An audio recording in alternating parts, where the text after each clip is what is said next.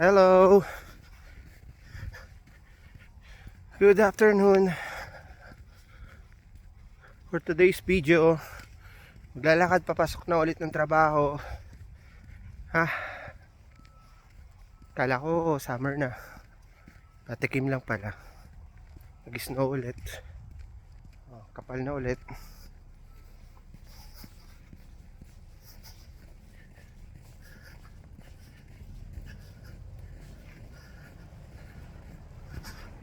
Panggabi ako ngayon hanggang madaling araw.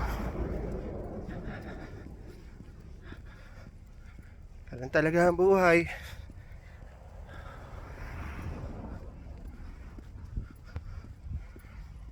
At least kahit pa paano nakakaraos na. Sa mga manonood ko dyan, yan, first time ko lang talaga mag-vlogs. Nang every time live ko dito sa Canada, di pa ganun kagaling. At may video lang, no? Pinabaling lang yung mga araw-araw para maibsan ang lungkot. Kami sa Pilipinas, dito sobrang lungkot. Mag-isa mo lang talaga naglalakad yan. Di ba? Halos lahat snow.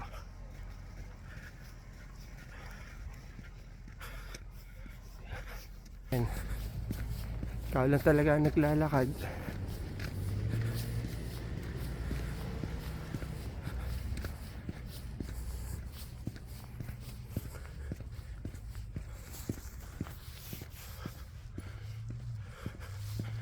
Ito pala ang town ng Ponoka dito sa Alberta.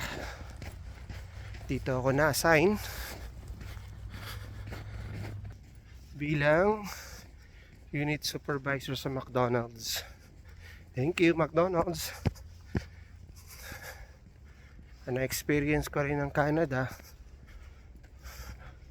First abroad ko. Ilang lungkot talaga. Dahil yung first baby ko, wala nagbuntis yung misis ko. Hanggang sa nanganak, hanggang sa nabinyagan nung isang araw. Ayan, video call lang talaga. Tsaga-tsaga, tiis-tiis para sa pamilya, para may bigay natin yung future natin sa kanila. Na? Gaano mang kalamig yan. Bilang isang Pinoy, kakayanin natin.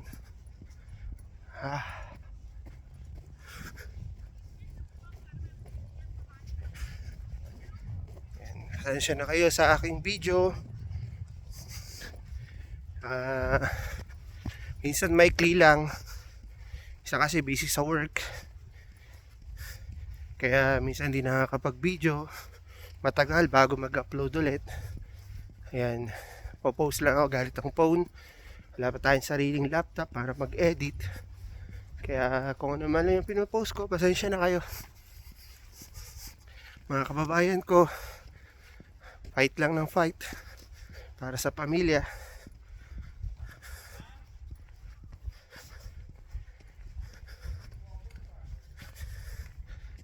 Ayan, mga na.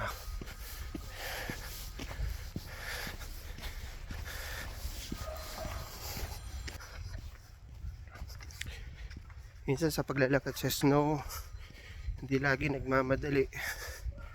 Mahirap ng madulas. Pag nadulas ka, sakit na naman. Alam mo na, mag-isa lang tayo dito. Hindi katulad tayo dyan sa Pinas lagi. Diyan ang pamilya natin.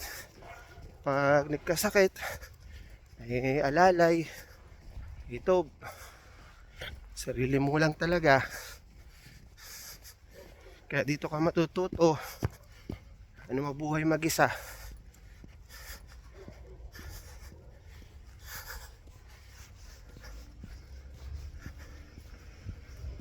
Malayo-layo pa ng konti bago makarating sa ating paroroonan sa trabaho.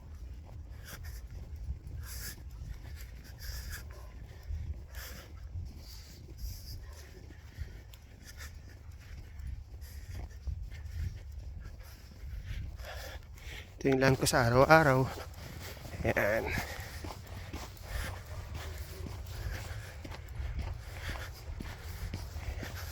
Diba? Halos lahat snow. Delikado yung mga yelong natuyo or na pangalan nun, hindi siya natuyo, ang tawag doon yung nabasa tapos nanigas. Yan. Yan mga delikado yan. Yan yung mga madudulas na part.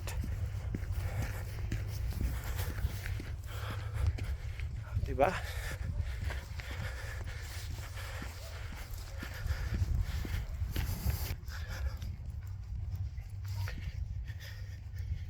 Dito sa Canada, una nung nasa Pilipinas ako, siyempre excited ka, di ka ba nakakita ng snow. E ngayon, nakakita ka ng snow, siguro 1 month, 2 months, excited. After 3 months mo, naramdam mo na yung lungkot, mismo na yung mga routine mo sa Pilipinas, yung mga nakakagala ka pa. Paglabas mo, may tindahan, may barbecue. Ayan. May lutong ulam na, bibili ka na lang, kakain. Dito, wala, ikaw mismo taka ng grocery, bibili ka, luluto ka. Diba? Maski pagod ka na sa trabaho, wala, pipilitan ka talaga magluto.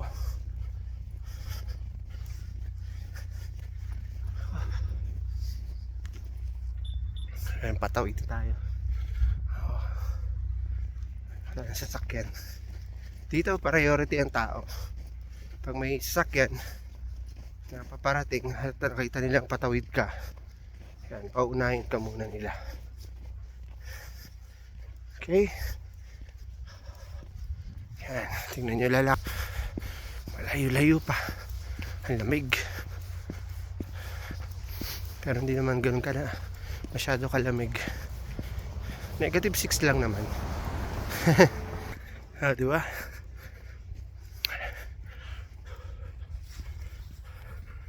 Sa mga nakakanood nito, ayan, pa-share na lang din. Nag-uumpisa pa lang yung tao. Pangalan ko pala sa YouTube, wala ako sa Facebook. Hindi pa ganun kalakas loob ko i-post sa Facebook. May nangyayari sa akin dito. Ina-post ko lang ito sa YouTube. Yan, pag lumakas na yung loob ko, naging okay na lahat. Yan, in time. Yan. Please follow na lang. Or subscribe pala, sorry. Hindi pala follow. Subscribe na tayo sa, pangalan ko Sir Ray. Yan, sa mga nakakapanood, pa-share na lang din para maraming views. Sa susunod, kung makapasyal-pasyal man sa ibang lugar, ayan. Ayan, pwede ko naman siyang i-post din or i-upload sa YouTube. Pero sa ngayon, ito lang muna yung mga napopost ko, mga nangyayari sa buhay ko.